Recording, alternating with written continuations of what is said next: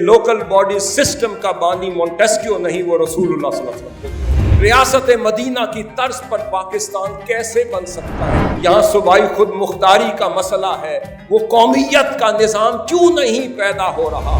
اقربا پروری کے نظام کو بھی کچل سمجھ لیں۔ جس دن پاکستان میں ہر اہل کی قدر ہوگی، ہر متخصص کی قدر ہوگی، ہر اسپیشلسٹ کی قدر ہوگی، ہر ٹیکنوکریٹ کو عزت کے ساتھ پارلیمنٹ میں قانون سازی کے لیے مواقع فراہم ہوں گے، ہر وقت اقوام عالم کو آنکھ اٹھا کر دیکھنے کے قابل ہیں۔ اتنی بڑی عظمت میں نے آج تک کسی آئین، کسی دستور، کسی دستاویز میں نہیں دیکھی۔